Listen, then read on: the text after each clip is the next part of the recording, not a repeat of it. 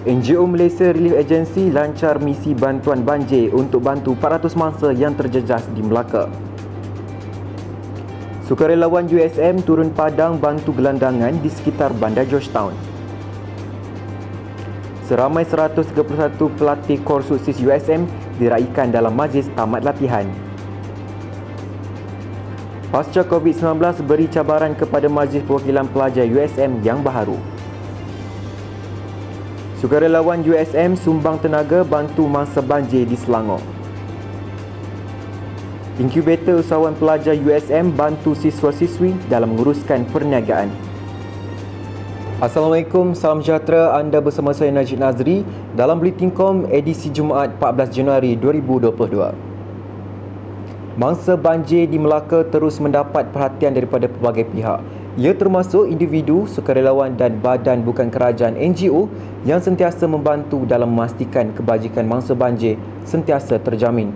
Tinjauan di Taman Tambi Cik Karim Batu Berendam Melaka mendapati sukarelawan seperti NGO Malaysia Relief Agency melancarkan misi bantuan banjir bagi membantu 400 mangsa terjejas di kawasan itu. Selain bantuan barangan makanan dan keperluan asas, mangsa banjir turut diberikan rawatan kesihatan melalui klinik bergerak. Ini bertujuan untuk memastikan mangsa banjir tidak mengalami sebarang penyakit bawaan air yang berpunca daripada banjir. Menurut sukarelawan Aswad Abdul Rahim, amalan bantu-membantu tanpa mengira sebarang masalah yang dihadapi dapat meringankan beban masa-masa banjir. Bagi masa banjir, bantuan yang disalurkan diterima dengan penuh kesyukuran. Bagaimanapun, tindakan proaktif bertanggungjawab dituntut oleh penduduk dalam menyelesaikan isu utama yang menyebabkan banjir di kawasan tersebut berlaku saban tahun sejak 2016. Menurut penduduk yang terjejas, Zulkifli Salim, sistem peparitan di taman tersebut mempunyai masalah dan meminta kerajaan negeri menyelesaikan masalah peparitan ini dengan kadar segera.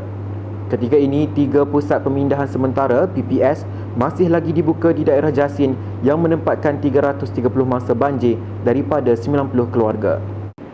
Sukarelawan yang terdiri daripada 20 orang siswa-siswi dan 10 orang staf Universiti Sains Malaysia mengambil peluang untuk membantu golongan gelandangan di sekitar Bandar Georgetown.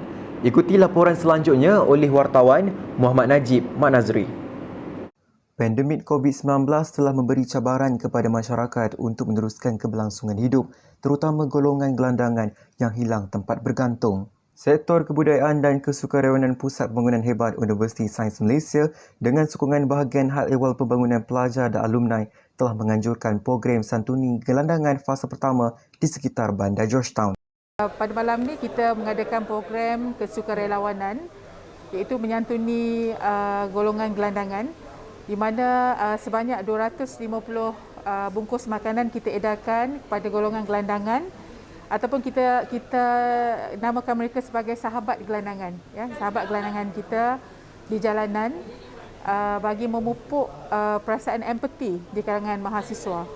Menurut Nuraza, program ini melibatkan 20 orang siswa-siswi dan 10 orang staf daripada Pusat Pembangunan Hebat dan juga bahagian hal ehwal pembangunan pelajar dan alumni Universiti Sains Malaysia. Dalam pada itu, penyelaras sukarelawan Ahmad As-Sahirin Hamdad berharap penganjuran program ini dapat diteruskan di masa akan datang. Saya berharap agar program ini dapat diteruskan di masa akan datang. Mungkin boleh melibatkan lebih ramai pelajar dan juga staf-staf USM yang turut serta dalam program yang kita rancang, khususnya dalam program gelandangan inilah. Dan bukan setakat kita sahaja, mungkin badan-badan NGO lain juga turut serta dalam menjalani program ini. Itu adalah antara harapan saya lah agar program ini diteruskan di masa akan datang. Sementara itu, siswa yang menjadi sukarelawan Muhammad Haji Roslan berkata, program ini telah memberi pengalaman yang berharga kepadanya untuk lebih mengenali golongan gelandangan. Ini merupakan pengalaman yang sangat berharga bagi saya dan saya rasa sangat terharu kerana terpilih menjadi salah seorang sukarelawan untuk santuni gelandangan ini. Sedikit pengalaman ketika kami mengagikan makanan, ada wanita yang datang menghampiri kami inginkan makanan lebih untuk anak-anak dia. Jadi program sebegini mampu memberi mereka rasa sedikit dihargai dan gembira walaupun dengan mengagihkan sebungkus beg makanan.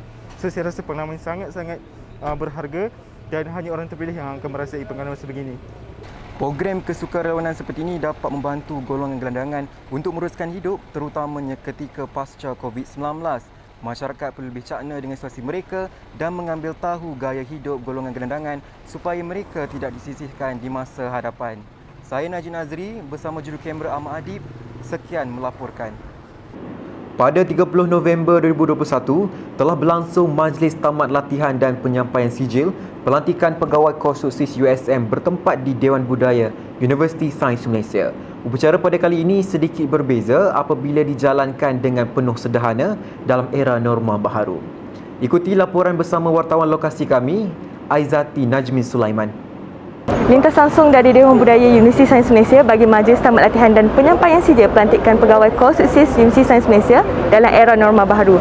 Bersama saya, wartawan lokasi anda, Aizati Najmin Sulaiman. Pelantikan ini disempurnakan oleh Komisioner Polis Datuk Muhammad Syuhaili bin Muhammad Zain, Ketua Polis Pulau Pinang dan turut hadir bersama Senior Assistant Komisioner Polis Azhan bin Abdul Halim, Ketua Penolong Pengarah Koordinasi Sumber Sokongan, Jabatan Pencegahan Jenayah dan Keselamatan Komuniti Bukit Aman. Pembarisan kawalan kehormatan sempena tamat latihan dan penyampaian sijil pegawai kursus SIS Universiti Sains Malaysia Pulau Pinang.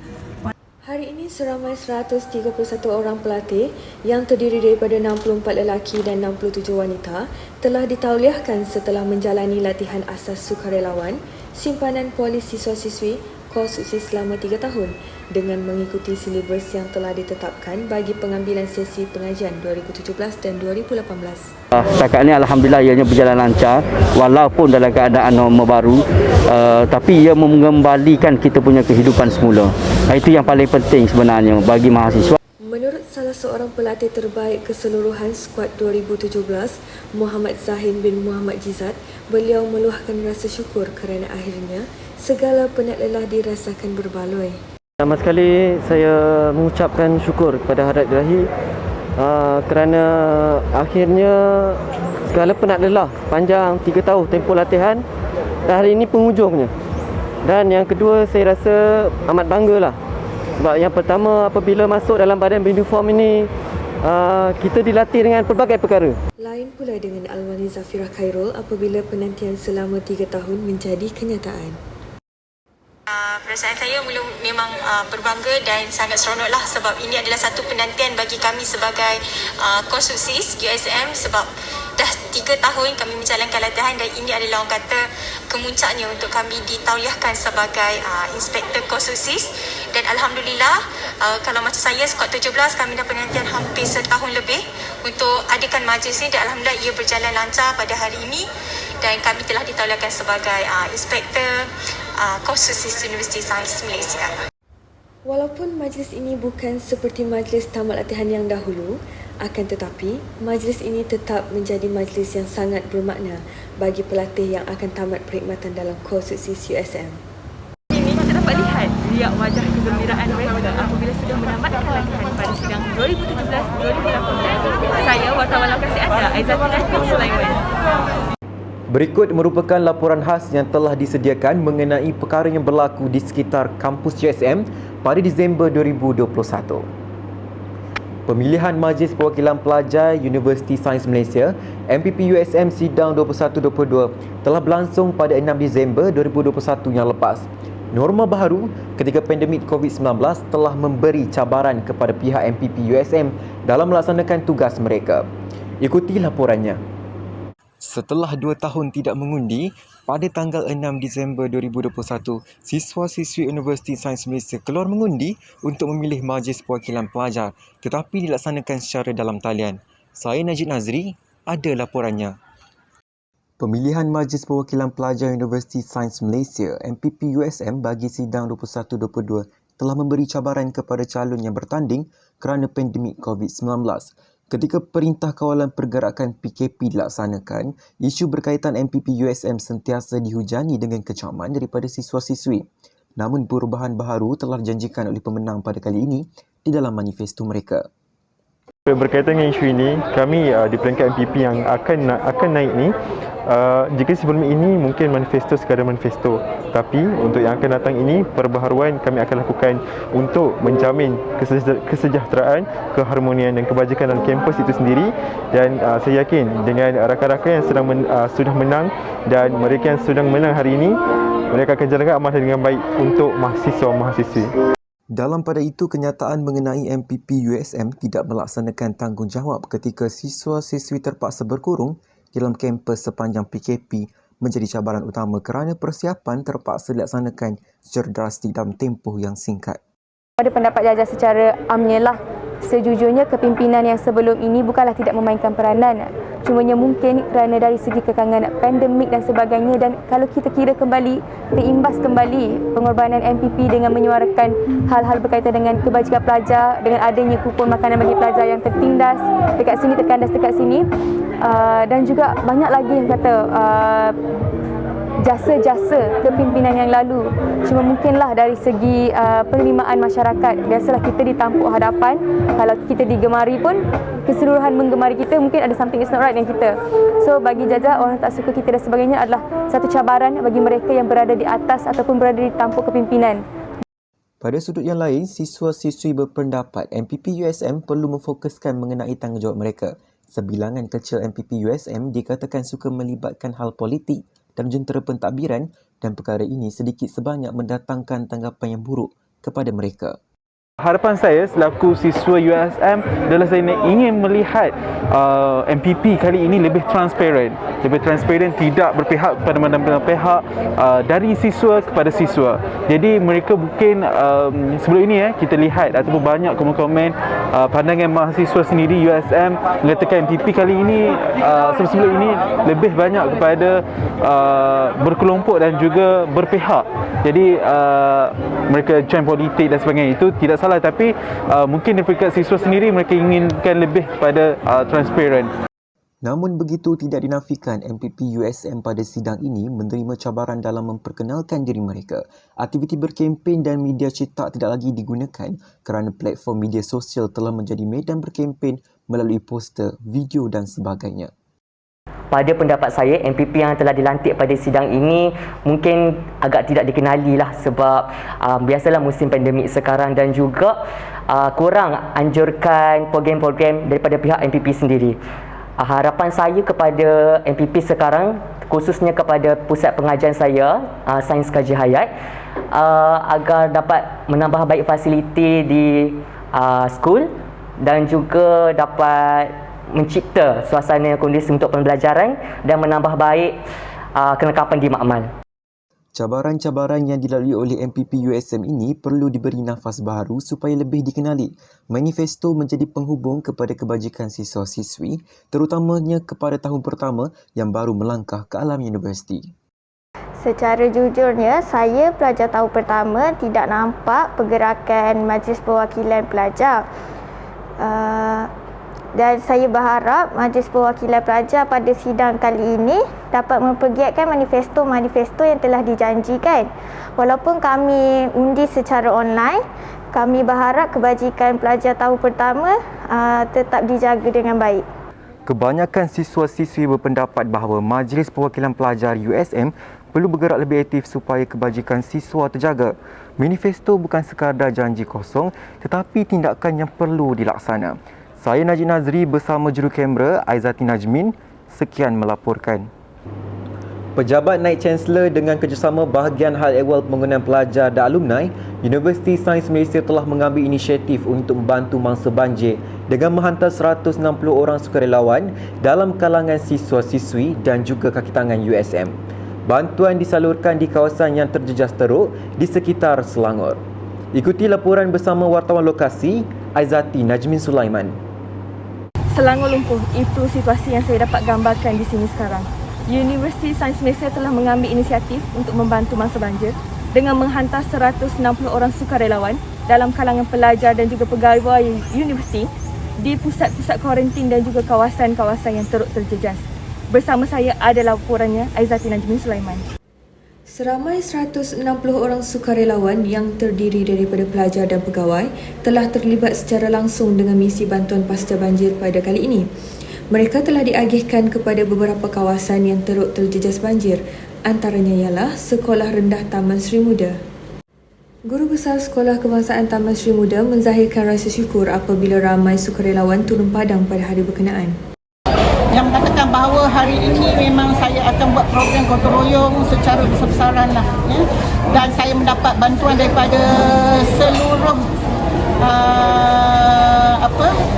semua pihak, terutamanya PPD, JPN dan juga MPK Kelang yang banyak berurusan mendapatkan semua tenaga-tenaga. Kemudian rezeki saya, ya, ramai tim-tim luar pun masuk untuk menolong sekolah, ya, terutamanya dari Batu Pahat pun ada.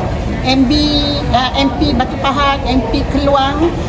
MP Keluang memang mendapat arahan daripada PMJ untuk menolong kami, ya. So terima kasih banyak-banyak, ya. Pada hari berkenaan didapati lebih 1,000 orang sukarelawan yang terdiri daripada pelbagai latar belakang telah turun padang untuk membantu pihak sekolah membersihkan kawasan sekitar. Alhamdulillah, sepanjang perjalanan untuk aktiviti gotong royong hari ini berjalan sungguh lancar dan dalam keadaan sambutan yang amat membanggakan, sehingga kan tidak dijangka banyak agensi-agensi yang datang untuk menolong pada hari ini.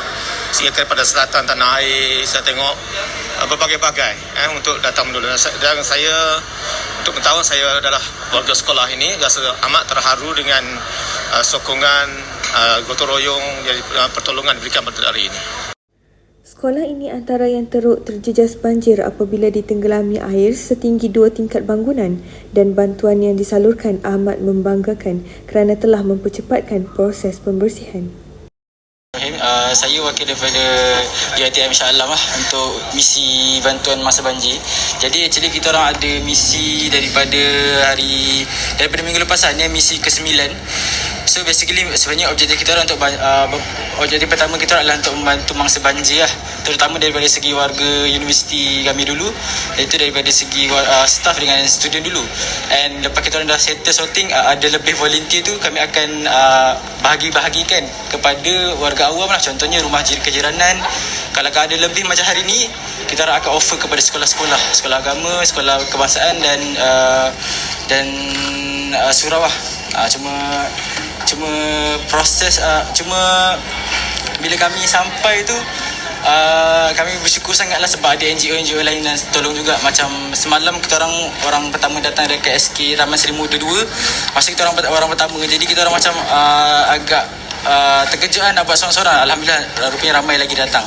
So makin hari makin lama saya makin surut lah semua ni, alhamdulillah. Jadi di sini di SK Taman Sri Muda kita dapat lihat seramai lebih kurang 700 orang sukarelawan daripada pelbagai pihak NGO dan juga universiti-universiti tempatan telah turun padang untuk membantu antara satu sama lain. Di sini kita dapat lihat upah sesama kita, rakyat bantu rakyat. Sekian daripada saya, wartawan lokasi anda Aizati Najmi Sulaiman. Kepelbagaian inkubator usahawan pelajar yang diwujudkan oleh Pusat Pembangunan Hebat HDC Universiti Sains Malaysia telah memberikan banyak peluang kepada siswa-siswi USM dalam mengembangkan bakat keusahawanan mereka. Siti Nazwa Abdul Rahman ada laporannya. Melalui elemen hebat, holistik, entrepreneur, balance attribute dan juga thinking yang diketengahkan oleh pihak Universiti Sains Malaysia kepada siswa-siswinya sendiri telah dapat dilihat hasilnya. Hal ini terbukti apabila Pusat Pembangunan Hebat HDC daripada sektor keusahawanan mula meningkatkan mutu keusahawanan siswa-siswi USM. Menurut penolong pendaftar Pusat Pembangunan Hebat HDC daripada sektor keusahawanan, Puan Puteri Salama Abdul Aziz mengatakan kini terdapat 36 buah inkubator usahawan pelajar yang aktif dalam melakukan perniagaan.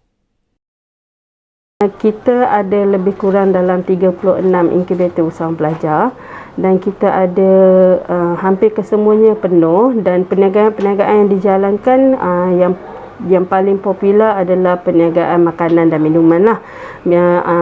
Seperti mana yang saudara boleh lihat di dataran usahawan, kelima-lima inkubator tersebut memang menjalankan perniagaan makanan dan minuman. Manakala di Aptamor kita ada 16 inkubator, tapi hanya 4 sahaja inkubator yang dibenarkan untuk menjalankan makanan dan minuman. Selebihnya adalah berupa perniagaan yang berupa seperti servis, iaitu potong rambut, servis membaiki komputer, kita ada servis untuk perkhidmatan membuat interior design. Menurut beliau lagi, penyertaan inkubator usahawan pelajar ini sangat mudah untuk disertai. Syarat untuk memohon inkubator usahawan pelajar ada 3 yang utama. Yang pertama, pelajar tersebut mestilah pelajar undergrad, pelajar sepenuh masa dan juga merupakan warga negara Malaysia. Bila dia menepati ketiga-tiga syarat ini, mereka boleh memohon pada bila-bila masa dengan hanya perlu mengisi Google Form yang kami sediakan dan juga perlu menghantar rancangan perniagaan. Menurut usahawan yang menjalankan perkhidmatan penghantaran dan penerimaan barang deparsel, Nur Aisyah, mengatakan maklumat berkenaan inkubator ini didapati daripada Pusat Keusahawanan Universiti EPIK USM. Berkenaan hal inkubator, memang USM ada bawakan yang ada menjalankan latihan ataupun mengasah bakat daripada para pelajar untuk mengenali inkubator dan belajar untuk berniaga. Tapi dalam masa sama, Wawa tu macam kami tak berapa tahu juga. Jadi kami rujuk jabatan jugalah, EPIK. EPIK daripada BHEPA untuk tahu maklumat berkenaan inkubator. Manakala menurut pendapat Andi Anaisah, inkubator usahawan pelajar ini sangat membantu siswa-siswi USM untuk berjinak-jinak dalam bidang keusahawanan. Inkubator ni sangat membantu pelajar yang ingin menjalankan perniagaan. Sebab kalau tengoklah, kalau apa yang Andi perhatikan, bila kami mohon inkubator ni, dia tidaklah terlalu memilih student yang memiliki perniagaan yang terus besar, faham tak? Dia macam ajar student untuk bermula daripada bawah, untuk bermula daripada asas. Andi mengatakan inkubator usahawan pelajar ini sangat membantu dirinya yang memerlukan ruang untuk meletakkan stok barangan jualan. Dapat dilihat bahawa inkubator-inkubator ini banyak memberikan peluang kepada usahawan-usahawan muda daripada USM. Semoga usahawan-usahawan ini berjaya melakukan perniagaan mereka di samping terus menerapkan agenda hebat dalam diri mereka.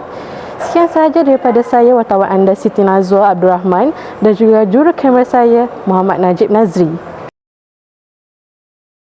Buletin Kom sampai ke penghujungnya. Sebelum berpisah, saksikan trailer Makmum 2 yang telah mula ditayangkan di Malaysia pada 13 Januari 2022. Dengan itu, salam hormat dan Assalamualaikum.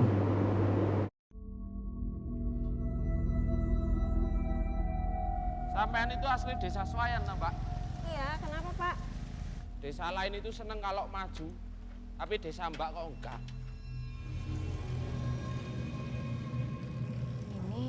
Mau jadi masjid baru? Iya, Rin. Kalau aku sih pengennya desa ini pasang listrik, Rin. Bapak kan sesepuh kami. Jangan sampai desa kita mengalami kekeringan seperti desa lainnya, Pak. Kita butuh pompa untuk air bersih dan kita butuh listrik.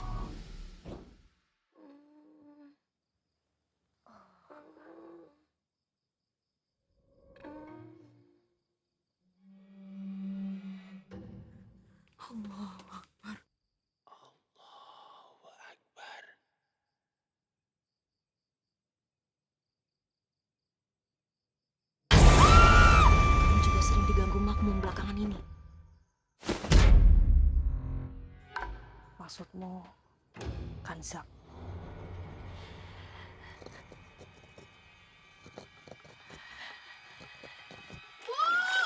Bu, tolong! Hafiz! Tunggu Ibu!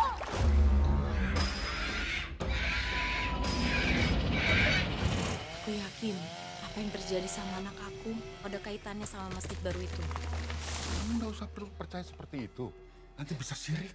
Hafiz! Kamu nggak khawatir anak kamu seperti ini? Aku mau selesaiin sendiri. Hafiz! Hafiz!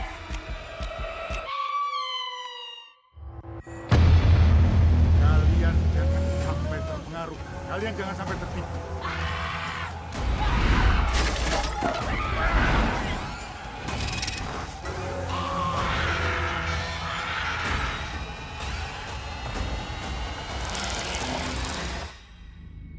Kalau kamu husuk, dia pasti akan pergi.